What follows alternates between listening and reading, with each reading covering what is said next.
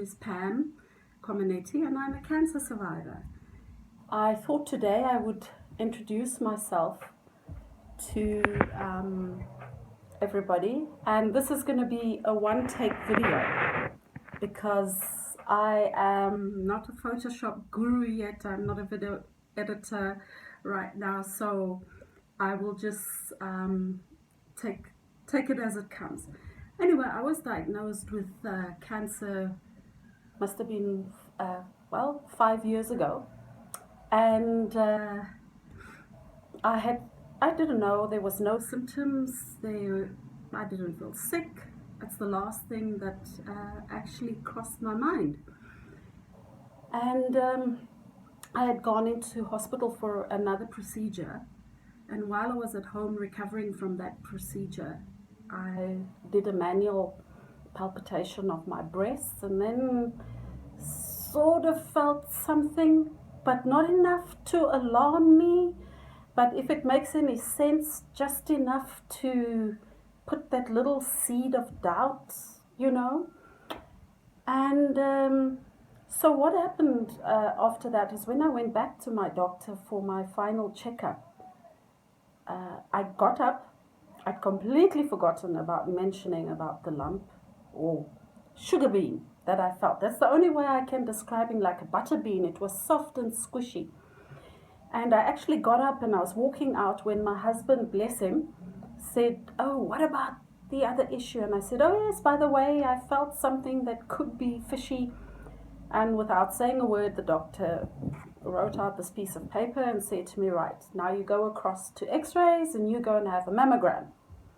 So I walked in there and the lady says to me, "How may I help you?" And I said, "Well, I'm here to have a mammogram."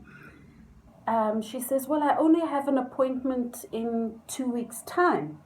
And she must have seen the look on my face. I was actually irritated because I hate waiting. And then she said, "Does your lump hurt?" And I said, "No, it doesn't." Well, she said to me, "Sit down." And within an hour, I was having my very first mammogram. And I think that was at the age of 48. I had religiously gone for the tails. I like to call them the tops and the tails. Every year, the doctors had manually palpitated my breasts and nothing was ever picked up. And I thought, because there's no family history of cancer in my family, it didn't even enter my mind to have a mammogram. I don't even think my mom's ever had a mammogram. That's how sure we were that breast cancer wouldn't run in our family. Well, after the mammogram, they took me into the sonar room. And during the sonar, the technician said to me, "Hold on, if you can just lay there for me for a few minutes, I need to go and call, well, I suppose her boss, the big boss." And I knew they had seen something. Well, to cut a long story short, yes, I was diagnosed with cancer. And to be quite honest, it didn't faze me. To me, it was just another obstacle. It was another curveball that life was throwing my way, another mountain to climb, another river to cross. You can say whatever you want. To me, it was just one more hurdle that life had thrown my way.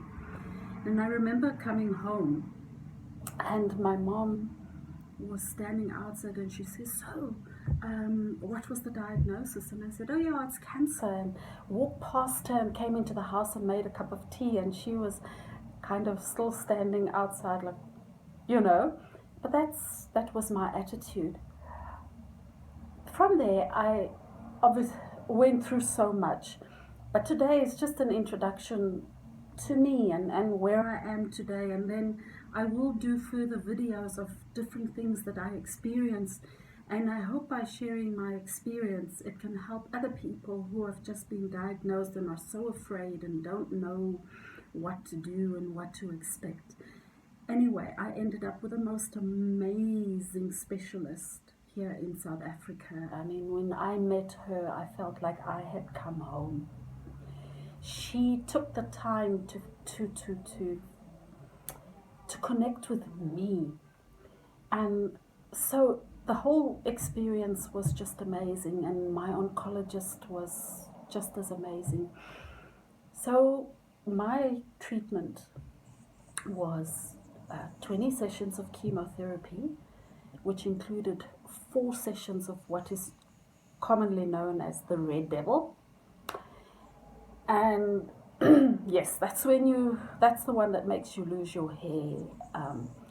I lost every bit of hair on my body, my eyelashes. I think I had 3 or 4 eyelashes left, but I religiously put mascara on the 3 or 4 that was there. Eyebrows, oh, this moustache was gone, everything was gone. And then I had to have an operation in between just to clear the cancer margins, which I'll explain in a further video, and then 16 sessions of radiation. But I must add that throughout all of this, I worked. I would have chemo on a Wednesday. I'd go to work at 6 in the morning.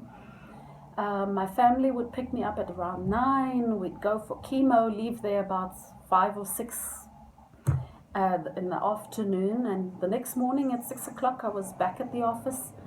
And except for 2 occasions when my white blood count just went to 0. I mean, my white blood count was 0.01, and I had to be in isolation for a number of days. And the second time was even worse, because I had to get, not only was my white blood count just bottoming out, but so did my red blood count, and I had to get 2 bags of blood. I had to get blood transfusion and the injections in the stomach every morning and every evening.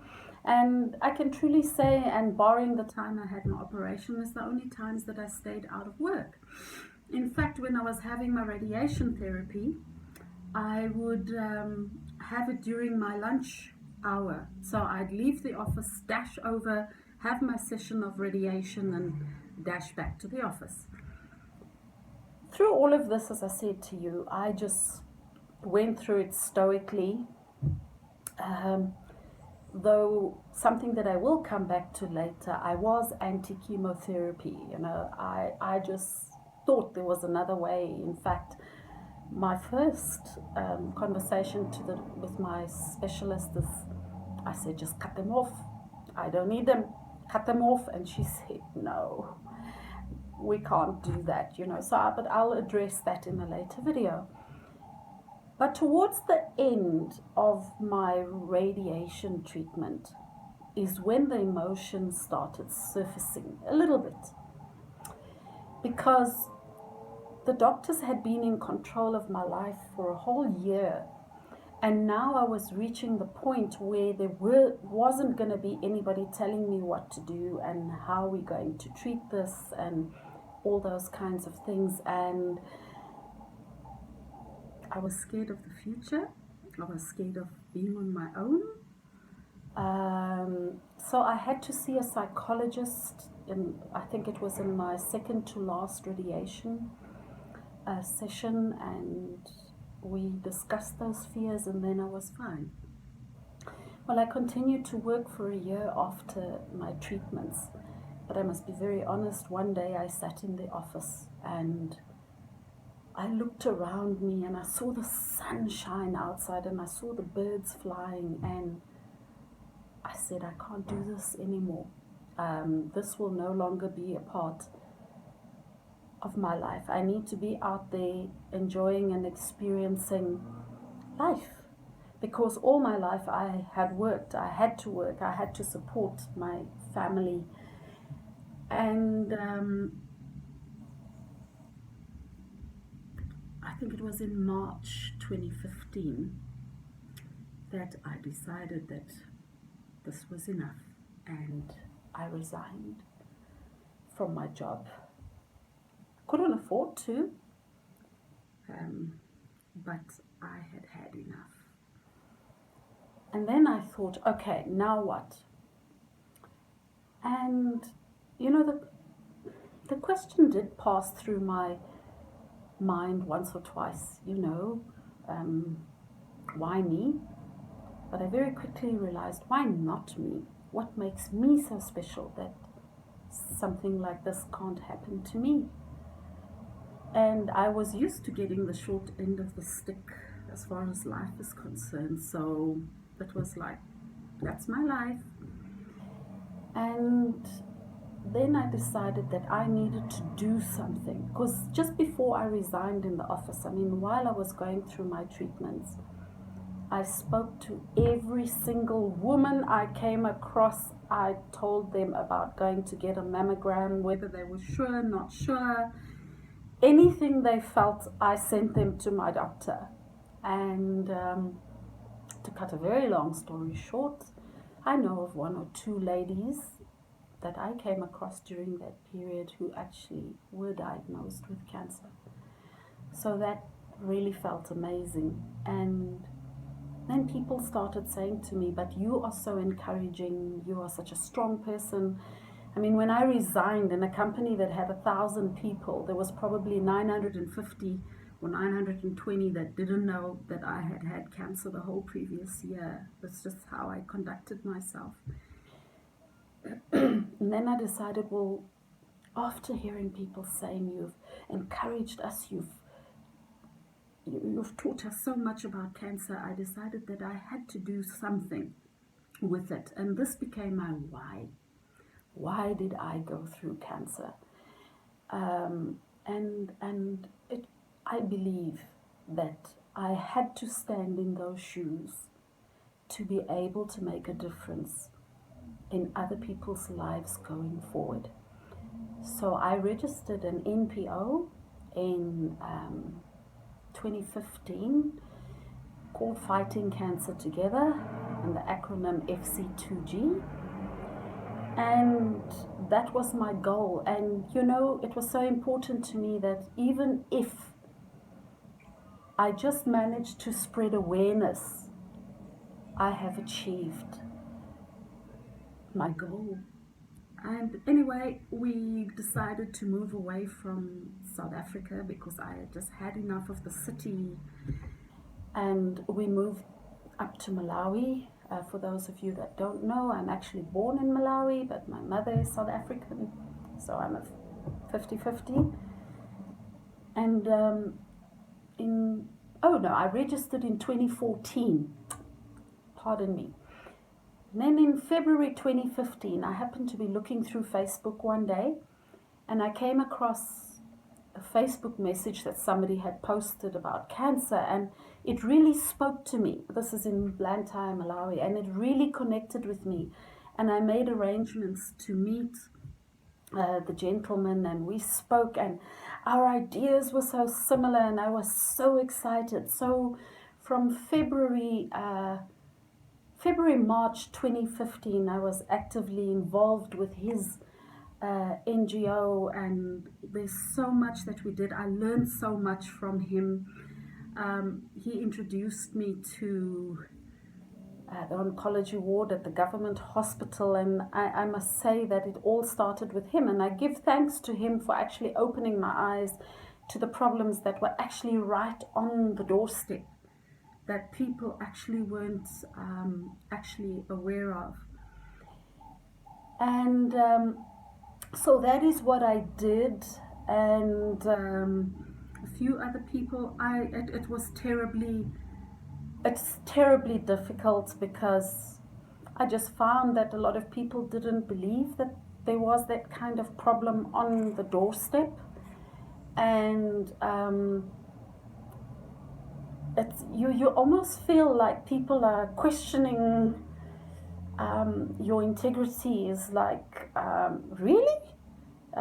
There's kids in the ward that are not being fed, but I'll go into that, but through it all I persevered. And then towards the middle end of last year, the gentleman that I had met, we sat and had a conversation, and we decided to part ways, for the only reason that we are both type A personalities, and we just couldn't, I have a lot of quick start if people know what that is, and I want something done now. But he's a bit of a thinker, and it was just frustrating me. So we parted ways, and then I carried on my own. And I am currently in South Africa. Unfortunately, my daughter was involved in an accident in March of this year, and she passed away. So I have not been able to do much on the cancer side of things. But yeah, 5 months later, I'm here and I'm quite ready to move on and grow and take this where it is. And my philosophy is, yes, there are a lot of people out there that are putting band-aids on the problem. I still want to continue working in Malawi. I still want to do work in South Africa. But to me, it's very important to get to the root of the problem, and a lot of that stems from lack of knowledge. So if all I manage to achieve now is to raise awareness, it's a job well done. Well, I hope you've enjoyed this introduction to me and to fighting cancer together. And I will post some more videos soon, and I will tell you more about my journey and what is happening with FC2G. Thank you so much for listening, and see you soon.